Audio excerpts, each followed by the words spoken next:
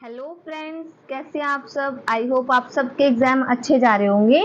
आज मैं लेकर आई हूँ बीपीएससी 110 वैश्विक राजनीति और आप आए हैं अपने चैनल इग्नू एग्जाम पॉइंट पर।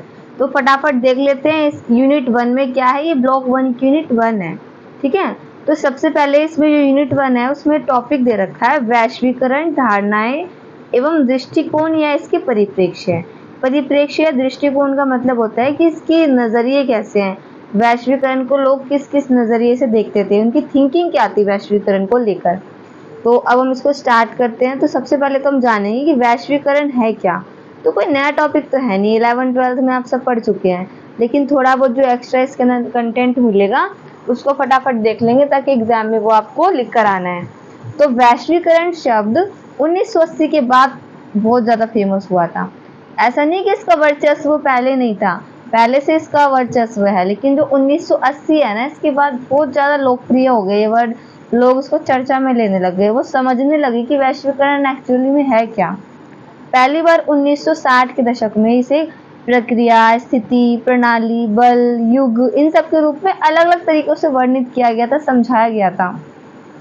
कुछ लोग इसको एक प्रक्रिया मानते थे, कुछ प्रणाली मानते थे, कुछ इसको बल मानते थे। एक युग में चली आने वाली प्रक्रिया थी ये जटिल और बहुआयामी होती है। बहुआयामी क्यों कहा गया है? क्योंकि इसके बहुत सारे आयाम हैं, या फिर कह सकते हैं बहुत सारे पहलू हैं। सांस्कृतिक हो गया है ना, सामाजिक, राजनीतिक, आर्थिक, ये इतने सारे अवधारणाएं लेकर चलता है अपने साथ, इसलिए बहुआयामी है। बहुआयामी होने की वजह से ही ये थोड़ा सा जटिल है। राजनीति, राजनीति, अर्थव्यवस्था, समाज और संस्कृति और प्रौद्योगिकी क्षेत्र इसके अंदर शामिल है। यानी कि जो वैश्वीकरण है वो राजनीतिक फील्ड में भी काम करता है, अर्थव्यवस्था में भी काम करता है, समाज में, संस्कृति में और टेक्नोलॉजी में, सब में थोड़ा थोड़ा इसका योगदान है। इसे हम एक विषय में सीमित नहीं कर सकते। जो अपने आप में इतने सारे सब्जेक्ट्स लेकर समा रखे हो, जिसमें इतनी सारी बातें बता रहा हो, इतने सारे फील्ड्स में कनेक्टेड हो, तो वो उसको सीमित हम कैसे कर सकते हैं, हम उसको कैसे चार दीवारी बंद कर सकते हैं। ये असीमित है, ये बहुत सारे फील्ड से वर्क करता है। अब हम देखते हैं इसकी परिभाषाएं। तो आप एग्जाम देने का आपका एक पैटर्न होता है, इसको जरूर फॉलो करना। सबसे पहले जो कोई भी क्वेश्चन आप लिखने जा रहे हो उसके बारे में एक अपनी थिंकिंग लिखोगे, और अपनी थिंकिंग लिखने के बाद, डेफिनेशन लिखने के बाद आप परिभाषाएं लिखोगे, ठीक है। परिभाषा के अंदर आप लिखोगे कौन से राइटर ने कौन सी बात कही है। इसके बाद आप स्टार्ट करोगे अपना आंसर जो कि पूछा गया है। फ्लो चार्ट्स का इस्तेमाल जरूर से जरूर करना है, आपका आंसर बहुत अट्रैक्टिव लगता है उससे। और लास्ट में आपको आलोचना करनी है निष्कर्ष करके, दैट्स आपका आंसर क्लियर हो जाएगा। निष्कर्ष और आलोचना दोनों करने से आपका आंसर कंप्लीट होता है, और आलोचना मैंने इसके लास्ट में बता रखी है। अब हम देखते हैं कि एंथनी गिडेन्स ने क्या कहा है वैश्वीकरण के बारे में। तो उन्होंने कहा है कि वैश्वीकरण का अर्थ दुनिया भर से है। जो भी सामाजिक संबंध है वो इसको बहुत ज़्यादा पास ले आता है। जैसे कि आप लोग नॉर्मल भी देखते हो कि इस कंट्री से, इंडिया से, हम अदर कंट्रीज के थ्रू भी व्हाट्सएप कॉल कर सकते हैं। तो एक तरीके से निकटता ही तो है, एक जगह से दूसरी जगह तक बात करना, है ना, उनके कल्चर को जानना, और तरीके हैं हमारी नेट पे, वेबसाइट्स पे उनके बारे में जानने के लिए।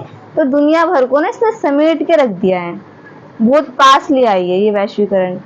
डेविड हार्वे ने क्या कहा है, वो तो इसे टाइम स्पेस कंप्रेशन कहते थे। और ऐसा क्यों कहते थे? क्योंकि उनकी नज़र में जो भी सामाजिक संबंध है, जो भी हमारे देश के अंदर जो भी जितने भी सामाजिक संबंध है, राजनीतिक संबंध है, इनमें परिवर्तन का प्रतीक बन के आया है वैश्वीकरण। क्या अब हमारे इंडियन कल्चर में सिर्फ इंडियन ड्रेसेस ही चलती हैं? तो ऐसा नहीं है, हम लोगों ने वेस्टर्न कल्चर को भी अपना रखा है ना, और कंट्रीज ने भी हमारे कल्चर को अपना रखा है। तो ये एक तरीके से क्या है, एक परिवर्तन का प्रतीक है डेविड हार्वे के अनुसार। अब हम देखते हैं, एक छोटी सी डेफिनेशन है, ये किसी विद्वान ने कहा है, तो इसको ध्यान से देखो। वैश्वीकरण का मतलब उन्होंने बोला है कि सिर्फ स्थानीय और राष्ट्रीयता के स्तर पे, वैश्विक स्तर पर अधीनता नहीं है। यानी कि वो ये कहना चाहते हैं कि सिर्फ एक स्थान से रिलेटेड या किसी राष्ट्र से रिलेटेड उसको पास लाना इसका मतलब नहीं है। इनका ये मतलब है कि नेटवर्क बनाना, संपर्क बनाना, शक्तियों के बीच बातचीत की सुविधा प्रदान करना।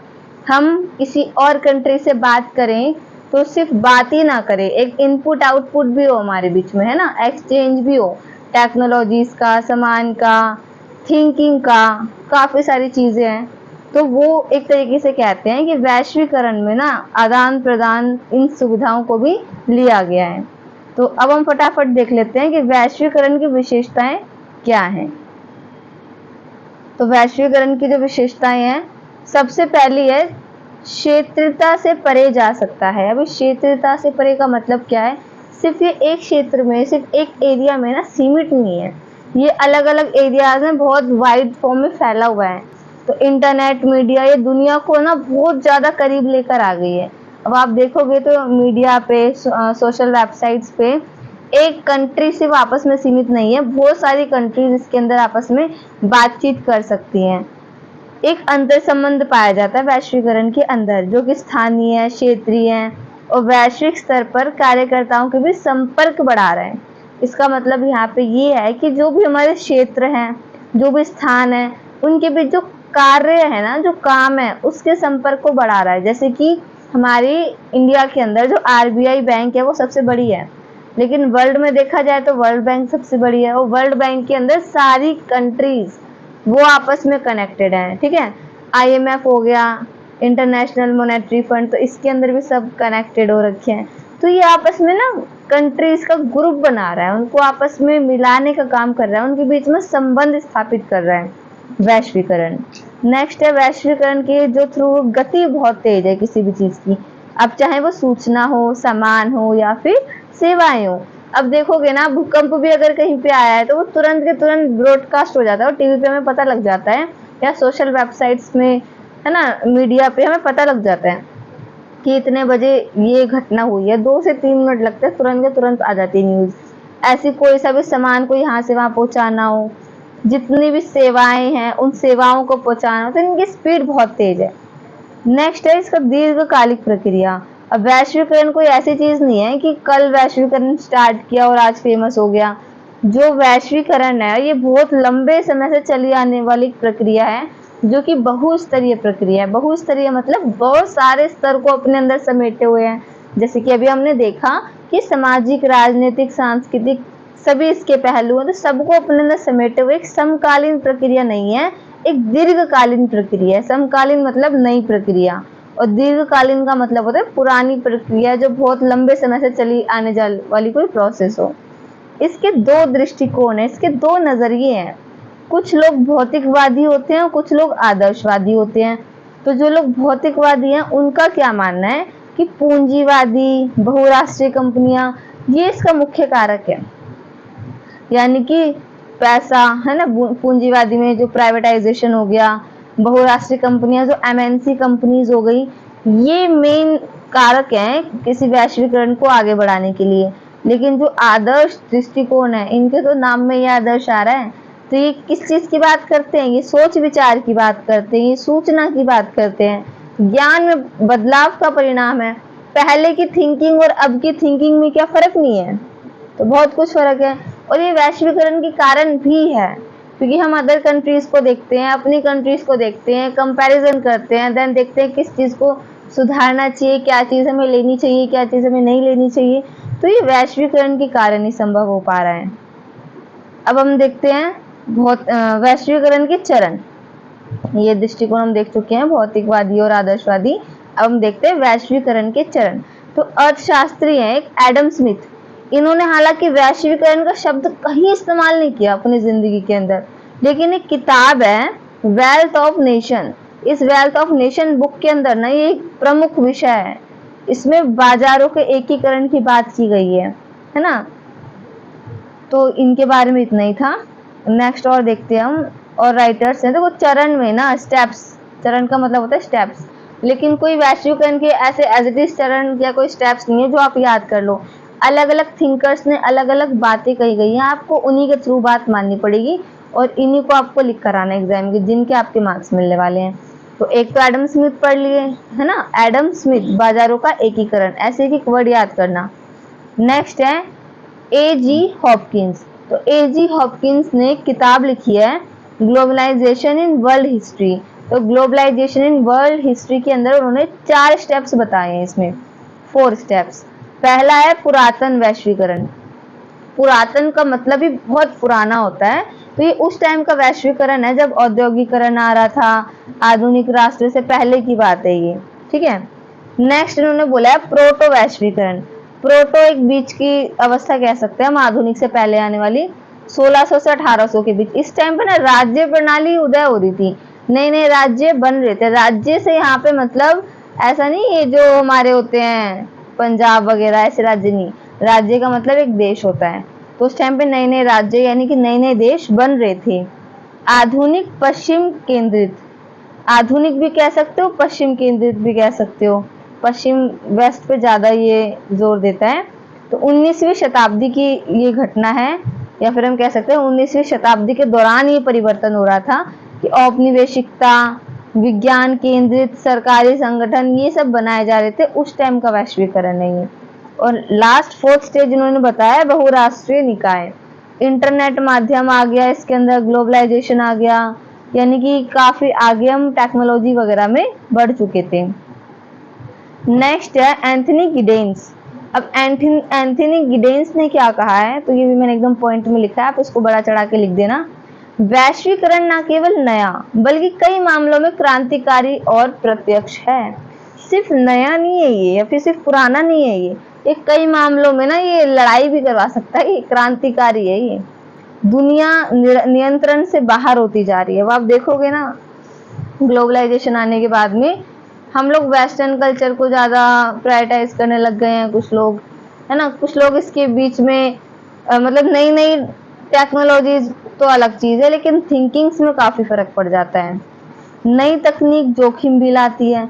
अब कोई ग्लोबलाइजेशन हो चुका है, वैश्वीकरण से चीजें आ भी रही हैं, जा भी रही हैं, तो जो चीजें आने वाली हैं कुछ चीजें वो जोखिम भी ला सकती हैं, जिसकी साइबर क्राइम, है ना। आप लोग देख सकते हो कि हमारी जब से टेक्नोलॉजी में इंक्रीमेंट हुई है तो साइबर क्राइम भी बढ़ रहा है, तो ये एक जोखिम की बात है। बहुआयामी यानी कि राजनीतिक, तकनीकी और सांस्कृतिक पहलू सब इसके अंदर जुड़े हुए हैं, इनका भी मानना है। एकल नहीं है बल्कि कई प्रक्रियाओं को अपने अंदर संयोजन करके रखा हुआ है, अपने अंदर समेट कर रखा हुआ है। एंथनी गिडेंस ने ये वाली बात कही थी।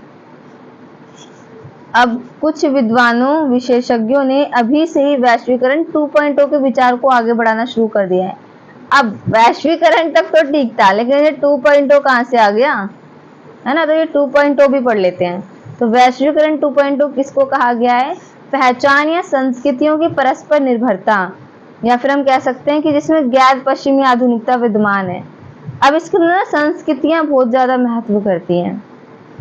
आर्थिक महाशक्ति के रूप में चीन का उदय हुआ था, है ना। उसके बाद से ये कह सकते हैं कि वैश्वीकरण 2.0 की शुरुआत हो चुकी थी। चीन का मॉडल पश्चिमी विकास मॉडल की तरह लोकतंत्र और मानव अधिकारों पर ध्यान केंद्रित नहीं करता है।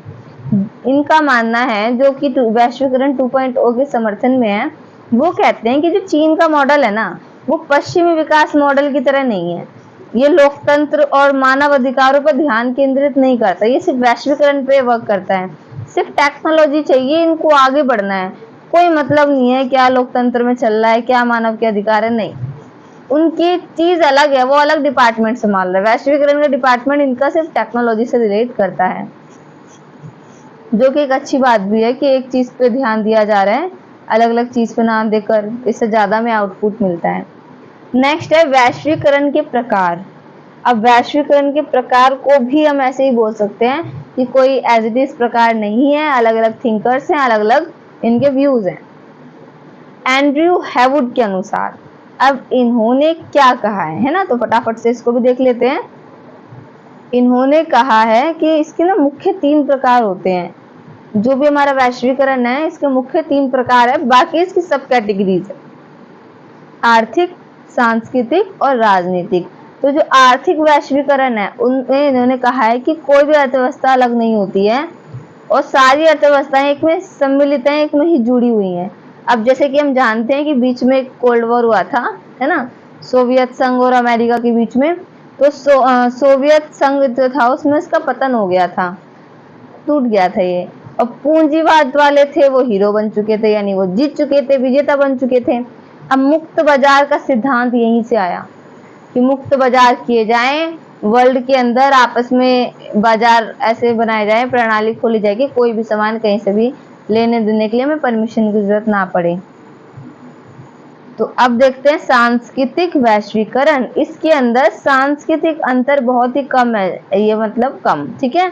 और मैकडॉलनाइजेशन की प्रक्रिया बहुत ज्यादा है। ये एक ऐसी प्रक्रिया थी जिसके अंदर सांस्कृतिक अंतर को कम किया गया है। कैसे? पहले के जो हमारा कल्चर था उसके अंदर सिर्फ सूट और साड़ी ये चला करती थी, है ना। पंजाबी ड्रेस अलग हो गई, वो उनकी अपने अपने राज्य की ड्रेसेस हो गई, और नॉर्मल इन्हीं ड्रेसेस के अलावा कुछ और नहीं पहना जाता था। लेकिन अब वेस्टर्न कल्चर भी आ गया है। ऐसे खाने के अंदर सिर्फ फूड आइटम्स में हम इंडियन कल्चर को नहीं अपना रहे, हम चाइनीज कल्चर को भी अपना रहे हैं, और भी काफ़ी सारी डिशेज हो गई हैं। तो ये अंतर को कम करने का काम कर रहे हैं, है ना। बहुत ज़्यादा ये एक तरीके से कह सकते हैं कि अलग अलग देश को, अलग अलग जो भी हमारे अलग अलग देश के अलग अलग कल्चर थे उनको जोड़ने का काम कर रहे हैं। अब राजनीतिक वैश्वीकरण। राजनीतिक वैश्वीकरण में जो अंतरराष्ट्रीय संगठन है, जो इंटरनेशनल जितनी भी टीम्स बनाई गई हैं, इनका महत्व को बहुत बढ़ा दिया गया है। अधिकांश संगठन 1945 के बाद ही बने थे, जब सेकेंड वर्ल्ड वॉर खत्म हुआ था। इसके बाद हमारे काफी सारे अलग अलग संगठन बने थे, ऑर्गेनाइजेशंस बने थे, और उन ऑर्गेनाइजेशंस को कई मतलब जो कंट्रीज थी वो फॉलो भी कर रही थी, ऐसा नहीं कि सिर्फ बन गए, फॉलोइंग भी बहुत सारी थी इसकी। अब है डेविड हेल्ड। इन्होंने क्या कहा है? इन्होंने कहा चलो तुम्हारे 3 पहलू हो गए, अब मैं बताता हूँ कुछ अलग। इन्होंने बोला कि भाई एक सैन्य पहलू नाम की चीज भी होती है। सैन्य पहलू के अंदर उन्होंने सैनिक के बल पे प्रकाश डाला, इन्होंने उससे रिलेटेड बात को बताई। देन थर्ड है मैनफ्रेड स्टिगर। इन्होंने बोला भाई मैं तो अभी तक शांत नहीं होऊंगा, मेरे अंदर तो अभी भी कुछ बाकी है। तो इन्होंने एक और आयाम निकाल डाला। वो एक और आयाम क्या बनाया इन्होंने बोला कि पारिस्थितिक वैश्वीकरण होता है। हालांकि इससे मैं भी कनेक्टेड हूँ, मुझे पता है कि ये इन्होंने एक अच्छी बात कही है, तो मैं इससे एग्री करती हूँ। आप एग्री करते हो कि नहीं, आप भी बताना मुझे। तो पारिस्थितिक वैश्वीकरण इन्होंने बोला, और इसके अंदर क्या बोला कि संपूर्ण मानवता यानी जितनी भी मानवता है और पृथ्वी है, इसके बीच एक अटूट संबंध है। अगर ये दोनों मिलकर रहेंगे ना तो दोनों को आउटपुट बढ़िया मिलने वाला है। अगर एक ने ज्यादा सियाने बनने की कोशिश करी तो वो दूसरे को नीचे गिराने का काम जरूर करता है। तो वैश्वीकरण में ना टेक्नोलॉजीज को इतना ज्यादा बढ़ावा दिया कि पर्यावरण को क्षति हुई। पर्यावरण जो है हमारा वो एक तरीके से डगमगा गया अपनी जगह से, और आने वाली भावी पीढ़ी को हम इसके नेगेटिव प्रभाव से बचाने के लिए, नकारात्मक प्रभाव से बचाने के लिए कार्रवाई करने की भी सोच रहे हैं, है ना। कि अगर इस तरीके से आपने ऐसे गलत काम किए, हमारे पर्यावरण को नुकसान पहुंचाने की कोशिश करी, तो आप पे कार्रवाई भी की जा सकती है। तो यहाँ तक आपको आई होप क्लियर हो गया होगा। अब हम देखते हैं आगे। जॉर्ज रिचर, इन्होंने क्या कहा है भाई? इन्होंने कहा है कि धर्म, विज्ञान, खेल, इन आयामों को भी तो जोड़ रहा है, इनको क्यों भूल रहे हो आप? जो गेम्स थे, क्या पहले जो अब गेम्स खेले जाते हैं वो सारे वर्ल्ड से रिलेटेड है। देख सकते हो हॉकी तो अपने इंडिया का ही है, इसके अलावा फुटबॉल हो गया, क्रिकेट हो गया, बैडमिंटन हो गया, अलग अलग जगह से अलग अलग जो भी गेम्स थे उन सब में पार्टिसिपेशन भी होने लगा इंटरनेशनल लेवल पे। ऐसे विज्ञान के क्षेत्र में हो गया, और धर्म भी काफी सारे जुड़ते जा रहे हैं। अब हमारा बुद्ध धर्म हो गया जो भारत का, वो विदेशों में बहुत ज्यादा फेमस है ना, वो सब अपनाते हैं इसको। तो एक कल्चर से दूसरे कल्चर में भी धर्म को ट्रांसफर किया जा रहा है। तो यहाँ तक तो थे इसके प्रकार। अब जो हम नया टॉपिक देखेंगे वो है डिजिटल वैश्वीकरण। तो ये डिजिटल वैश्वीकरण है क्या? अभी तक हमने वैश्वीकरण देखा, वैश्वीकरण 2.0 देखा, अब हम देखेंगे डिजिटल वैश्वीकरण। तो इसके तो नाम में डिजिटल है, तो आप समझ सकते हो किससे रिलेटेड होगा। तो इसमें वैश्वीकरण ना 4.0 की बात की गई है। क्वेश्चन अगर डायरेक्ट ना आए डिजिटल वैश्वीकरण तो वो क्या पूछने वाला है? वैश्वीकरण 4.0 व्हाट इज दिस? तो 1980 के दशक में इंटरनेट, परिवहन, संचार सब में तेजी आई थी। पहली लाइन हमारी यही थी, 1980 के बाद फेमस हुआ था, तभी ये सारी चीजें आई थी इसलिए फेमस हुआ था। ई बैंकिंग, ई कॉमर्स, पता नहीं कितनी सारी सुविधाएं हैं, आप और भी ऐड करके लिख देना। तो डिजिटल वैश्वीकरण की वजह से ही तो आई है वरना हमने कभी सोचा था कि हम बिना लाइन लगाए अपना अकाउंट खुलवा सकते हैं, बिना बैंक में जाए अपना अकाउंट खुलवा सकते हैं। तो काफी सारी बैंक्स ने ऐसा कर दिया है अब। वर्ष 2000 के अंदर वैश्वीकरण निर्यात जो वैश्विक जीडीपी थी ना, वो 1/4 था। निर्यात और आयात दो चीजें होती हैं। आयात का मतलब होता है अपने देश में कोई चीज लाना, और निर्यात का मतलब होता है भेजना। तो जितनी चीजें हमने भेजी थी ना, लाई कितने सारी थी आप सोच सकते हो। 100 चीजें लाई हैं तो सिर्फ 25 चीजें हमने बेची हैं। इतना ज्यादा एक तरीके से वैश्वीकरण हो गया था। अब वैश्वीकरण की एक और लहर, कुछ थिंकर्स का मानना है, अभी तक कहा जाता है कि वैश्वीकरण की 3 लहरें आई हैं। अभी हम आगे पढ़ेंगे भी कि लहरों के अंदर क्या क्या था, लेकिन अब जो हम लाइन पढ़ रहे हैं इसमें कहा गया है कि एक नई लहर भी आएगी, चौथी लहर के नाम से फेमस होगी, और उसके अंदर ना साइबर क्राइम की दुनिया होगी, ठीक है, रोबोटिक्स की दुनिया होगी। जो वाम उदारवादी हैं ये कहते हैं कि सबको लाभ नहीं मिला है भाई, क्यों वैश्वीकरण कर रहे हो, सबको लाभ नहीं मिला इक्वल, कुछ वर्ग पिछड़े भी हैं। बड़ी असमानता, सामाजिक स्थिरता, सांस्कृतिक तनाव, ग्लोबल वार्मिंग, ये सब इसके रिजल्ट हैं। असमानता कैसे है, अब जिसकी अफ्रीका है वो यूरोप और अमेरिका से पिछड़ा हुआ है अभी भी, तो ये एक तरीके से असमानता हो गई। सामाजिक स्थिरता नहीं है इसके अंदर, सांस्कृतिक बहुत ज्यादा तनाव आ जाते हैं। आप अपने इंडिया में ही देख लो, बेशक सारे कल्चर्स को जोड़ लिया गया है, मानने लग गए हैं, लेकिन फिर भी उनकी थिंकिंग कुछ ना कुछ क्रिटिसाइज करने वाली होती है ना, कुछ ना कुछ क्रिटिसाइज वो लोग कर ही देते हैं। तो इसका रीजन यही है। अब देखते हैं वैश्वीकरण के सिद्धांत। मोस्ट इंपॉर्टेंट टॉपिक है, 99% प्रोबेबिलिटी है कि आ सकता है ये। तो वैश्वीकरण के सिद्धांत, एक तो है अति वैश्विकतावादी। कुछ लोग हैं जो अति वैश्विकतावादी होते हैं, उनका क्या मानना है। पहली बात तो वो कहते हैं अति वैश्विकतावादी पहली लहर है ना, जो कि अर्थव्यवस्था से रिलेटेड है। पूंजी की गतिशीलता, एमएनसी कंपनियों का बढ़ना, जो एक देश से दूसरे देश में कंपनियां खोली जाती है, मल्टीनेशनल कंपनीज, इनका बढ़ना। इसके समर्थक कौन कौन थे ये जरूर याद करके जाना है। तो समर्थक थे फ्रांसीसी फुकुयामा, थोड़ा सा नाम अजीब है, कोई बात नहीं। तो इसके समर्थक फ्रांसीसी फुकुयामा, थॉमस फ्रीडमैन और केनिच ओहिमाए, ये 2-3 है, एक भी याद हो गया तो बहुत बड़ी बात है। तो फ्रांसीसी फुकुयामा या थॉमस फ्रीडमैन कर लेना।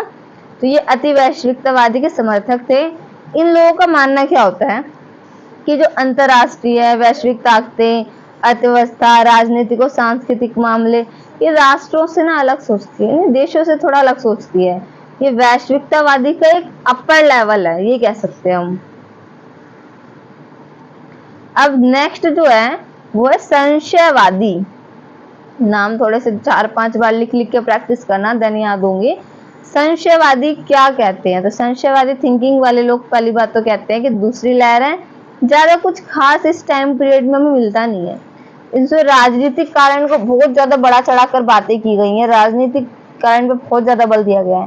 पहले में अर्थव्यवस्था, दूसरे में राजनीतिक। मुख्य समर्थक इसके कौन थे, तो पॉल हर्ट्ज और ग्राहम थॉमसन, ये दो इसके मुख्य समर्थक हैं। 19वीं शताब्दी के मध्य में ना, जब 19वीं शताब्दी आ चुकी थी, उसके बाद में कार्ल मार्क्स ने पूंजीवादी संगठनों के अंतरराष्ट्रीय चरित्र की ओर इशारा किया। तो नाम क्या याद रखना, कार्ल मार्क्स।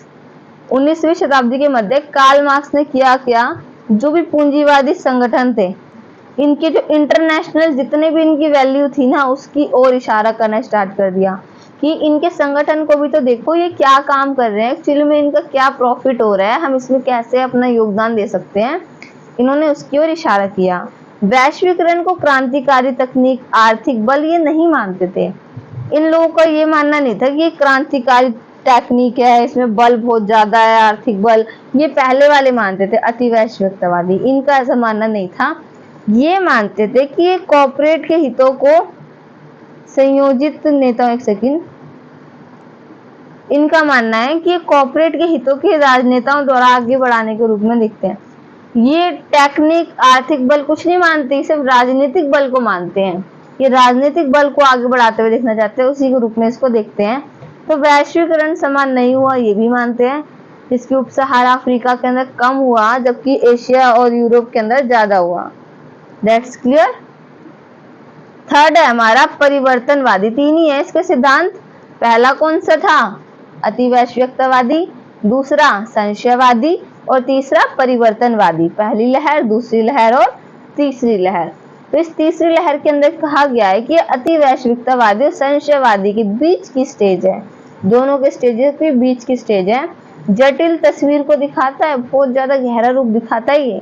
इनके अनुसार राष्ट्रीय परिवहन, संचार में वृद्धि, पर्यावरण, ड्रग्स, अपराध, जितने भी इसके कार्य, जितने भी मैंने अभी कारण बताए हैं ना, इनकी वजह से ना आर्थिक, राजनीतिक और सांस्कृतिक शक्तियों, इन सब में परिवर्तन होता है। वो परिवर्तन चाहे पॉजिटिव हो चाहे नेगेटिव हो, लेकिन परिवर्तन होता है। वैश्विक असमानता ये 2 ध्रुव से मिलकर अब 3 ध्रुव होती जा रही है और एशिया, लैटिन, ये सब इसके अंदर शामिल होते जा रहे हैं। अब लास्ट हम देखते हैं आलोचना। आई होप आपको अभी तक वैश्वीकरण, उसके प्रकार, इसके सिद्धांत समझ में आ गए होंगे। अब हम देखते हैं कि इसकी आलोचना कौन करते हैं, क्या इनके बारे में कहा गया है। तो सबसे पहले आलोचना में देखेंगे वैश्वीकरण में असमानता। असमानता कैसे बढ़ती जा रही है? विजेता और हारने वाले देश जन्म ले रहे हैं। जैसे कि अमेरिका और सोवियत संघ की लड़ाई में अमेरिका जीत गया था, तो ये उसकी एक तरीके से हम कह सकते हैं असमानता हो गई है। पूंजीवाद को ज्यादा महत्व देने लग गए हैं। 2007 से 2008 के बीच में जो वैश्विक वित्तीय संकट था, वित्तीय का मतलब होता है पैसों से रिलेटेड, तो विश्व के अंदर जो पैसों से रिलेटेड संकट आया था, उसके बाद एक वर्ड बड़ा फेमस हुआ, जो वर्ड था अवैश्वीकरण। अभी तक हम सिर्फ वैश्वीकरण को पढ़ते आए थे, लेकिन अब अवैश्वीकरण भी बड़ा फेमस हुआ। पर्यावरण के संकट के उत्प्रेरक थे। अब आप भी जानते हैं कि पर्यावरण को कितनी ज्यादा हानि पहुंचाई है वैश्वीकरण ने, तो आप उसके बारे में भी लिख सकते हो, that is a negative point. लोकतंत्र पर नकारात्मक प्रभाव पड़ा है। लोकतंत्र में भी बहुत ज्यादा इफेक्ट करा इसने, तो आप वो भी इलैबोरेट करके बताएंगे। देन IMF यानी कि इंटरनेशनल मॉनेटरी फंड या मनी फंड, वर्ल्ड बैंक, इन सब में ना आर्थिक प्रशासन थोड़ा सा कमजोर है, हम ये मान सकते हैं। आर्थिक प्रशासन वैश्वीकरण के कारण कमजोर है। और देन लास्ट नोम चोम्स्की, ये मेरे फेवरेट हैं। ये बड़ी अच्छी अच्छी बातें करते हैं, जिनसे मैं बड़ी एग्री करती हूँ। आप बताना आपको इनकी बातें कैसी लगती हैं, एग्री हो इनकी थिंकिंग से कि नहीं हो। इनका मानना है कि नव उदारवादी वैश्वीकरण की जो आलोचना करते हुए कि अमेरिका ने अपने हितों के लिए काम किया है, आम जनता के बारे में नहीं सोचा है। 70-80% बात इनकी सही है, मेरे को जो लगती है। बाकी आपको जैसे लगता हो आप वैसे एग्जाम में लिख कर आना। ये मानते हैं कि अमेरिका ने जो भी अभी तक स्कीम्स बनाई है ना, उसमें उसका घाटा अभी तक नहीं हुआ है। चाहे दुनिया को कितनी ज्यादा झेलना पड़ गया हो, लेकिन अभी तक उसका घाटा नहीं हुआ है, तो इन्होंने ऐसा कहा है। तो यहाँ पे हमारी यूनिट 1 कंप्लीट होती है, ब्लॉक 1 की। आई होप आपको अच्छा लगा होगा। अगर कोई पॉइंट समझ में नहीं आया तो आप मुझे कमेंट में करके बता सकते हैं। और अगर वीडियो पसंद आई हो तो लाइक, शेयर एंड कमेंट करना बिल्कुल मत भूलना। Thank you.